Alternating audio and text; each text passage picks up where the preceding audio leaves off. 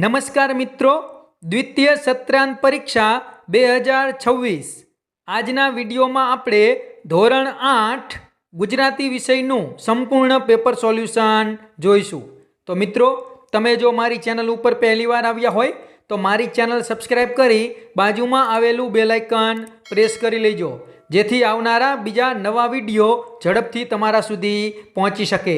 તો ચાલો મિત્રો, આજે આપણે ધોરણ 8 ગુજરાતી વિષયનું સંપૂર્ણ પેપર સોલ્યુશન જોઈએ। પ્રશ્ન 1 આપણે ફકરાનું વાંચન કરી અને પ્રશ્નોના જવાબ આપવાના છે। તો એમાં આપણે પ્રશ્નો જોઈએ। પહેલો પ્રશ્ન, એમાં જવાબ આવશે સી, સમયનો આડેધડ ઉપયોગ કરનારને। બીજો પ્રશ્ન, એમાં જવાબ આવશે સી, જેની પાસે સમયની શક્તિ હોય તે। ત્રીજા પ્રશ્નમાં જવાબ આવશે ડી, સમય દરેકની રાહ જુએ છે। ચોથા પ્રશ્નમાં જવાબ આવશે ડી, સમયનો દુરુપયોગ કરે છે। ત્યાર પછી પાંચમો પ્રશ્ન, એમાં જવાબ આવશે સી, સમય એ જ સાચી મૂડી। ત્યાર પછી પ્રશ્ન 1 આપેલું જે પોસ્ટર છે એ પોસ્ટરના આધારે આપણે પ્રશ્નોના જવાબ લખવાના છે। તો એમાં પ્રશ્નો જોઈએ। પહેલો પ્રશ્ન, એમાં જવાબ આવશે એ, કંપનીઓ માત્ર નફા માટે નુકસાનકારક વસ્તુને સારી બતાવે છે। બીજો પ્રશ્ન, એમાં જવાબ આવશે બી, કારણ કે આસપાસના લોકોના સ્વાસ્થ્યને પણ નુકસાન થાય છે। ત્રીજા પ્રશ્નમાં જવાબ આવશે સી, તેને તમાકુના જોખમો સમજાવી કોઈ વડીલ કે ડૉક્ટરની મદદ લેવા પ્રેરશો।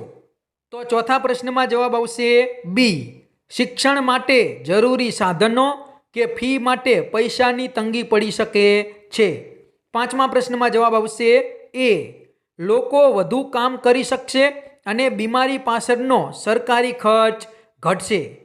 ત્યાર પછી છઠ્ઠો પ્રશ્ન, એમાં જવાબ આવશે બી, રોગમુક્ત અને તંદુરસ્ત પેઢીનું નિર્માણ કરવું।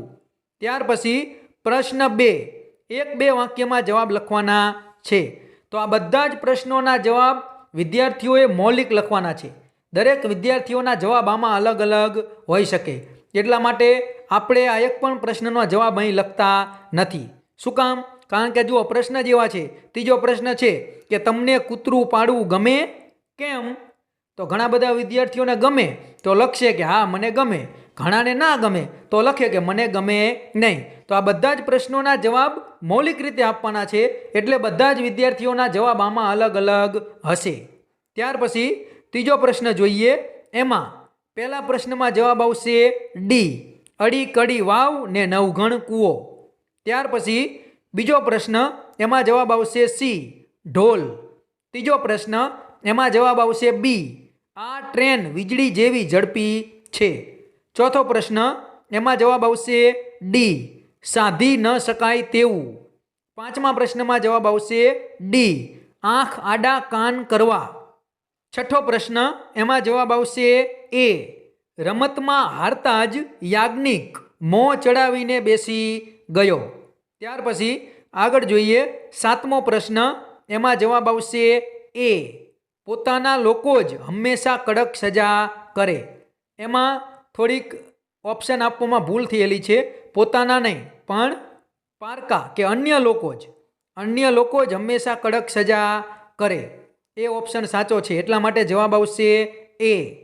આઠમો પ્રશ્ન, એમાં જવાબ આવશે બી, પારકી માં જ કાન વિંધે।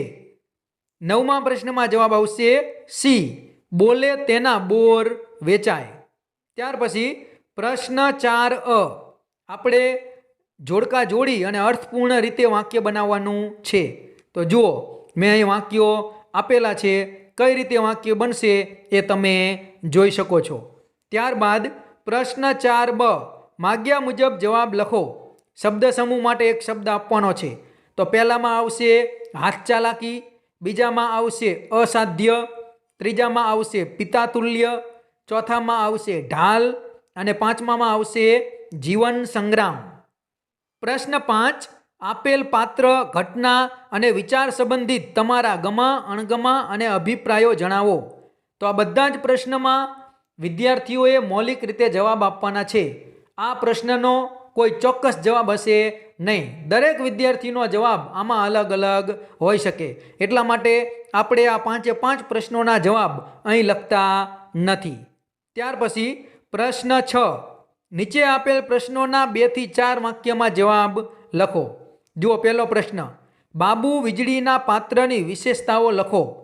તો જુઓ એનો જવાબ મેં અહીંયા લખેલો છે, તમે જોઈ શકો છો. ત્યાર પછી બીજો પ્રશ્ન, માંડી અમારી વાત પાઠના આધારે માંડવીના પાત્ર વિશે વિસ્તૃત નોંધ લખો.